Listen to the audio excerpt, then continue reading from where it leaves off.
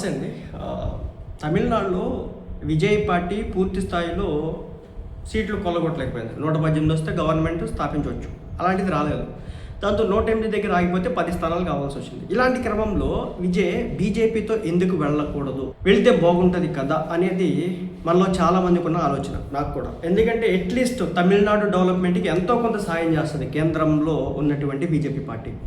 ఎంతగా అనుకున్నా ఆంధ్రాకి ఎంతో కొంత సపోర్ట్ నిలబడింది. ఈ రోజున వాళ్ళు ఎలాంటి పాలిటిక్స్ చేసినా సరే, ఎలక్షన్స్ టైంలో చేసే స్టంట్ల గురించి పక్కన పెడితే, ఈ రోజున పోలవరం పనులు జరుగుతున్నాయన్నా, అమరావతి డెవలప్మెంట్ జరుగుతుందన్నా, వైజాగ్ రైల్వే జోన్ అవుతుందన్న, ఇప్పుడు మన రాష్ట్రానికి సంబంధించినటువంటి రైల్వే జోన్ బోర్డర్స్ అన్నీ కూడా వచ్చేసినాయి అనమాట, అవుతుందన్న.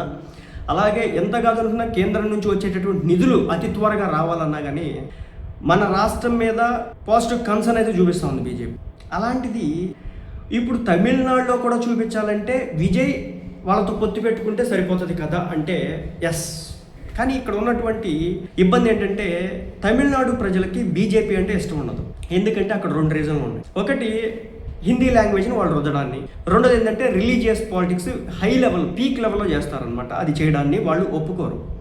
దేశంలోకెల్లా అత్యంత దేవాలయం అన్నటువంటి తమిళనాడులో ఏ రోజు కూడా రిలీజియస్ పరంగా గొడవలు రావు, కానీ బీజేపీ వస్తే గొడవలు వస్తాయని అక్కడ నమ్ముతారు వాళ్ళు.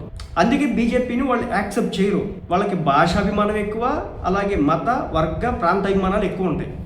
దాంతో బీజేపీని వాళ్ళు ఎంట్రీ కానివ్వరు. ఇప్పుడు విజయ్కి ఓట్లు ఎలా వేశారంటే బీజేపీ మాకు వద్దు అని చెప్పేసి ఓట్లు వేసినారు. కాబట్టి ఒకవేళ ఇప్పుడు బీజేపీతో పొత్తు పెట్టుకుంటే, మీరు కాంగ్రెస్ గురించి అడగొచ్చు, కాంగ్రెస్తో పొత్తు పెట్టుకుంటే జనం యాక్సెప్ట్ చేస్తారని. చేసేదానికి అవకాశం ఉంది. ఎందుకంటే వాళ్ళు తమిళనాడు రాజకీయాల్లో రిలీజియస్ పాలిటిక్స్ చేరాలి అక్కడ. సో అది కూడా ఒక పాజిటివ్ అనమాట వాళ్ళకి.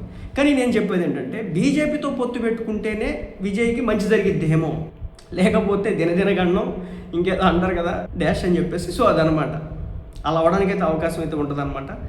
ఏదేమైనప్పటికి కూడా కేంద్ర ప్రభుత్వం అలాగే రాష్ట్ర ప్రభుత్వం ఒకే ప్రభుత్వం అయితే కనుక తప్పనిసరిగా ఆ డెవలప్మెంట్ అనేది కనిపిస్తుంది. రాష్ట్ర ప్రభుత్వం ఇదొక దారి, కేంద్ర ప్రభుత్వం అదొక దారి అయితే కనుక ఆ 5 సంవత్సరాలు కూడా ఆ రాష్ట్ర ప్రభుత్వం ఆడుకోవడం అనేది జరిగింది. మీరు చూడండి, 5 సంవత్సరాలు 10 సంవత్సరాలుగా తెలంగాణని, 15 సంవత్సరాలు మీరు తెలంగాణను చూస్తే కనుక ఉన్న రాష్ట్రం ఏంటి, అప్పు లేనటువంటి రాష్ట్రాన్ని అప్పుల కుప్పలో ముంచి తీసుకొచ్చేసినారు. సో రేపు తమిళనాడు కూడా అదే అవుతా ఉంది. కాబట్టి పొత్తుంటే బాగుంటుంది అనుకుంటున్నాను బీజేపీతో, కానీ వాళ్ళు పెట్టుకోవడానికి జనం ఒప్పుకోరు. బీజేపీ పార్టీతో పొత్తు పెట్టుకుంటే అక్కడ ఉన్నటువంటి జనం ఒప్పుకోరు. డెవలప్మెంట్ కావాలంటే బీజేపీతో పొత్తు పెట్టుకోవాలి.